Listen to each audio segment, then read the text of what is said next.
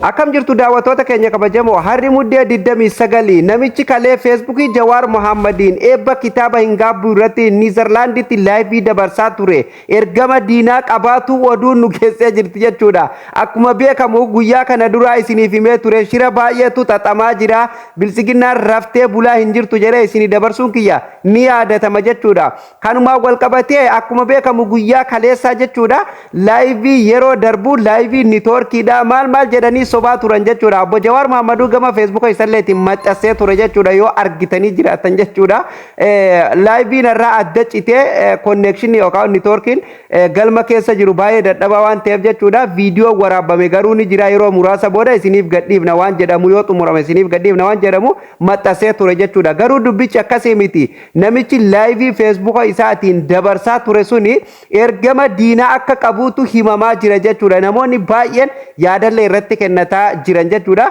Garuu qeerroon Niizerlaandi baay'ee galatooma yeroo masan irratti naqamee yookaan irratti beekame jechuudha. Sakattaamee namichi beekame jechuudha. Kanaaf lootee galtuu akka kana tanii hayyuu keessan galaafatu barbaaddu waan akkanaa kana jechuudha. Jabaadhaa eegumsa hayyuu keessanii baay'ee jabeessitanii kan duriin daran itti fufuu qabdan jechuudha daawwattoota kiyya. Dabalataan ammallee oduu biraa kan qabadhee isinii dhufe jechuudha daawwattoota kiyya. Baankiin daldala Itoophiyaa jechuudha akkuma beekamu yeroo kan amma dura jechuudha ijaarsa pirojektoota adda addaatiif birrii liqeessuun rakkoof saaxilamaa kan turte jechuudha. Amma immoo birriin isii guddatee jechuudha qabeenyi kan duraan kumaan lakkaamaa ture dhibbaan lakkaamaa ture amma maal jedhaa jiran jechuudha. Baankiin daldala Itoophiyaa birrii tiriliyoona jechuu beektanii isin takkaa dhageessanii miliyoona fi biliyoona ol lakkoottanii beektanii sanyii keessaniitu lakkoottee hin beektu jechuudha. Tiriliyoona 1.9 qaqqabuutu dhagahamee jira jechuudha.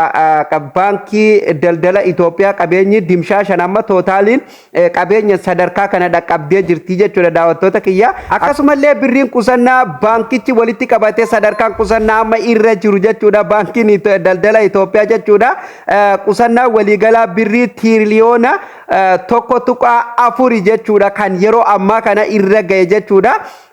Waan nama ajaa'ibu dhugaa rabbii mee baankiin hanga kana yoo qabaate kana hundaa'u sadarkaa kanarra yoo jiraate uummanni keenya maaliif akka beelaan dhumuu fi daandii irratti kufee jiru biyyi maaliif akka rakkoof saaxilamte jechuudha. Nama dhiba dhugaa rabbii diinagdeen biyya keessaa ol deemaa jirtii jedhan afaaniin jechuudha. Garuu hawaasni keenya sablammiin Itoophiyaa keessaa qaala'insa jireenya himata jechuudha. Yeroo immoo waan kana argitu qaala'insi jireenyaa kun miidiyuumarra malee lafarra jiraayii nama jechisiise jechuudha. Kana gurra isin buusa daawwattootaaf kabajamtoota keenya namoonni chaanaala keenyaaf haaraa taatan sabskiraayib godhaa viidiyoo laayikii godhaa yaada keessan komentii jalatti naaf barreessuu hin dagatina.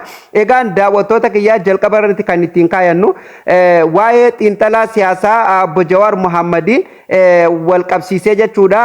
Kalee eebba kitaaba Niizerlaandiitti eebbifamaa ture jechuudha. Eebba kitaaba hin gaabbu hayyuu keenya Jawaar Siraaj Mohammadii barreeffame jechuudha. Kalee qeerroof qarreen Niizerlaandii eebbisuuf achitti wal geessee turte jechuudha. Akkuma beekamu laayivii sayyoo hordofaa turtan laayiviin osoma darbuu jechuudha. Yeroo bakka ijoorra ga'ame jechuudha. Laayivii sun hin darbu ni kutama jechuudha. Yoo argitanii jiraatta jechuudha. Akka waan niitoorkii wayii godhanii jechuudha. Garuu dhibbatti namichi laayivii san dabarsaa ture akka ergama diinaa qabu jechuudha.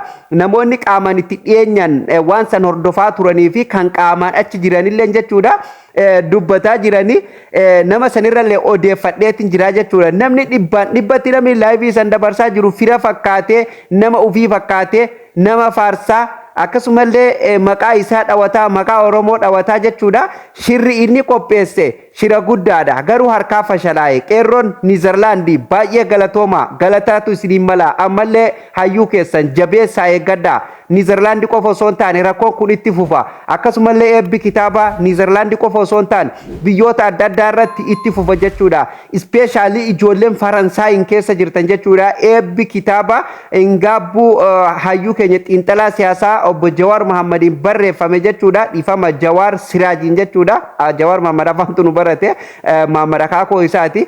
Kanaafuu gara Faransaay gaafa dhufu fa'aa shira baay'ee shira laayyoo miti kan xaxamaa jiru jechuudha daawwattoota keenya waan keessaa nu dhaqqabaa jiru hedduu daataa hedduutu nu harka jira jechuudha daawwattoota keenya.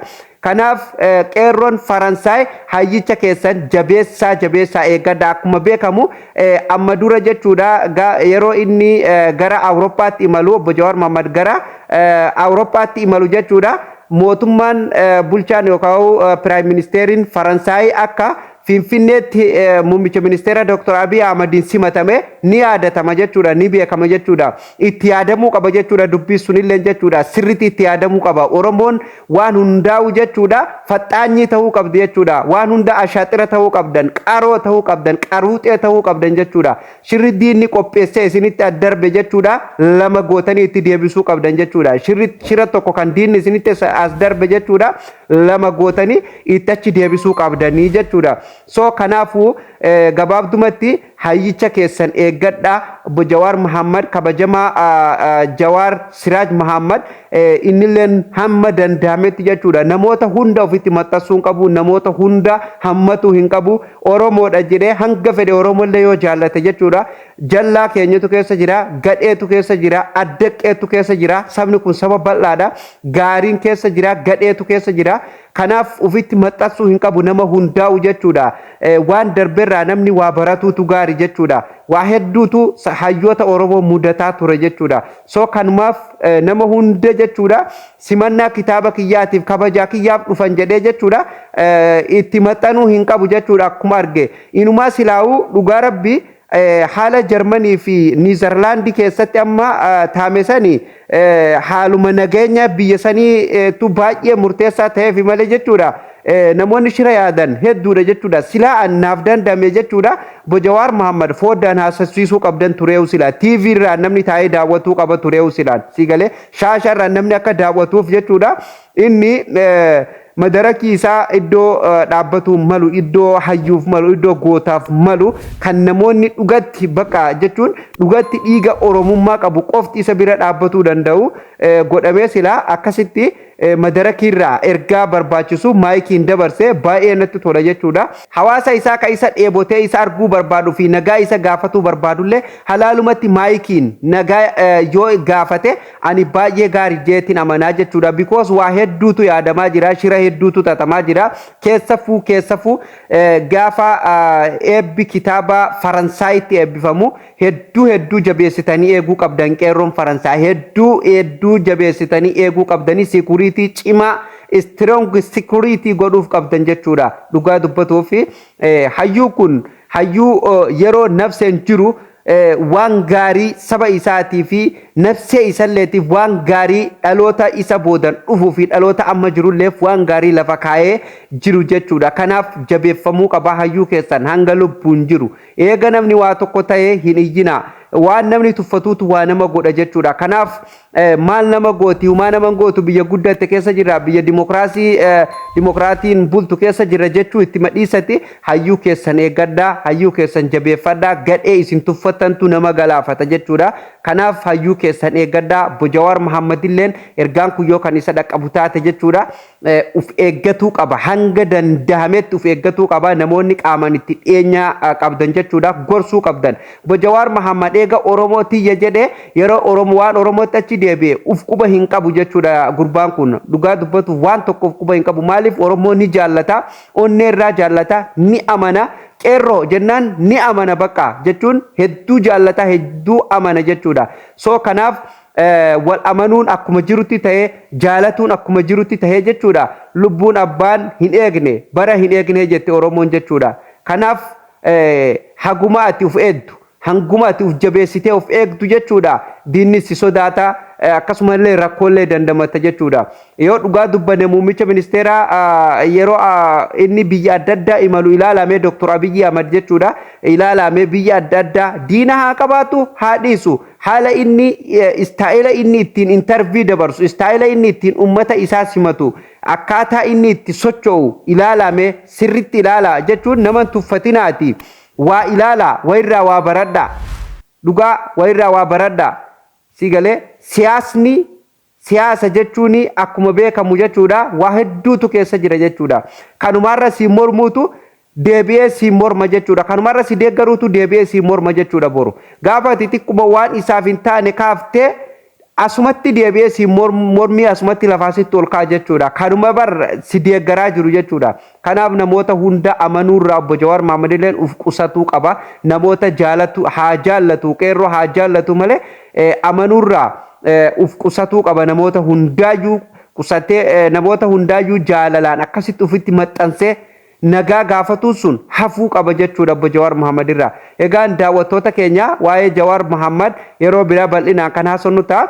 Daawwattoota keenya kabajamoo qophiin kun qophaa'ee kan irraa isiniif darbaa jiru chaanaala Oromaanii. Ati namoonni viidiyoo kana ilaalaa jirtu yoo chaanaala kanaaf haaraa taate subscribe godhuu hin dagatin. Egaan dhuma irratti ergaan tokko kan isiniif qabadhee dhufe jechuudha. Waa'ee baankii daldala Itoophiyaatiin wal qabatee jechuudha.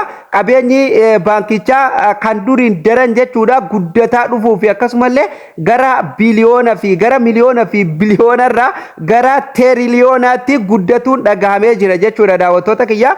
Kanaafuu gaa hedduu nama ajaa'ibaa yoo dhugaa taate an kana dhibu garuu kana hunda keessaa baankichi kun yoo dhugumaan haala kanaan kan guddataa jiru ta'e jechuudha. Hawaasni keenya maaliif daandii irratti kufee daandii irra ciisaa maaliif biraa rakkataa jira biyyi immoo maaliif akkanatti jireenya qaala'insa jireenyaa kanaaf dubbataa kan jiru hedduu nama dhiba jechuudha daawwattoota kiyya. Kan duriin daran fakkeenyaaf duraan maqaan ittiin waamamuyyuu miliyoona biliyoonallee hin geenye jechuudha. Miliyoona tokko tuqaa maal sassanii waamamaa ture.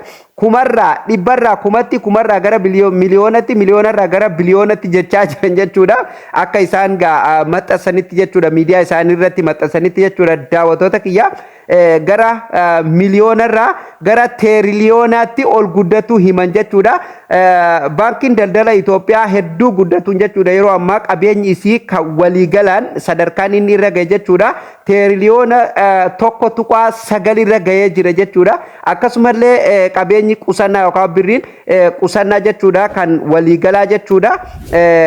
Birri teeriliyoona tokko tuqaa 4 jechuudha. Akkuma reefu beeksisaa viidiyoo irratti isiniif tuquuf yaale jechuudha daawwattoota kiyya. Hedduu nama dhiba jechuudha. Wanni kun hagamta akka dhugaa sobaa wanni jedhamu dhugaa rabbii nama dinqa jechuudha. Maaliif jettanii yoo kan nagaafatan ta'e qabeenyi yoo dila kana diinagdeen biyyaa kan dhugumaan hangana guddatu ta'e maaliif hawaasni guutuu sabaaf sablammiin Itoophiyaa keessa jirtu hundi qaala'insa jireenya daa'iman jenne guddaan jenne hawwan hin jenne hundumtumaaf qaala'insa jireenya himata jechuudha. Inumaa bari Itoophiyaa keessatti ilma namaa dhiisi amma saree fi bashalleetu qaala'insa jireenya himataa jira jechuudha. Waan lafee duraan kosiirraa nyaannullee iddoo namni hoteelarraa gara alatti darbu qushaasha keessatti darbu achi keessaa funaannannee nyaannullee dhabnee jechuutti jirti amma bashee fi saroonni Itoophiyaa jechuudha qaala'insa jireenyarraa kan ka'e jechuudha. Tole eega akkas taate maaf hawaasa keenya hin gargaaramne maaf rakkataa fi mee waan biraa dhiisii qaala'insumaan jireenyaa kun akka gadi deebi'uuf mootummaan maaf fala tokko hin uumne kunillee gaafiidha. Kanaaf ani hangas mara waan Itoophiyaan yeroo hedduu poosti gootu kana dhugalle jedhee fudhadhu diraamallee godhuu dandayan jechuudha. Meebii guddatullee danda'a guddatuu dhabuu danda'a kun waan irraa beeknu hin qabnu. Hundaafuu hawaasa keenya gara jireenya itti akkanatti jireenya itti qaala'e kana mootummaan akka furmaata laatuuf abdii qabna jechuudha. Guyyaa guyyaan waan Oromoof Oromiyaa irratti ta'u kamiyyuu argatuuf filannoon keessan chaanaala Oromaan haa ta'u guyyaa guyyaan akka isin bira dhaqqabuuf jechuudha. Chaanaala keenya subscribe gootanii mallattoo all notification irra banattanii nu eeguu hin dagatina. Viidiyoo keenya laayikii godhaa yaada keessan komentii jalatti nuuf barreessuu hin dagatina. Viidiyoo kanallee share waliif godhaa. Qophiin irra isiniif qopheessinee asumarratti kan goolabamuu ta'a. Qophii itti aanuun hamma walitti deebinutti nagaa ta'a.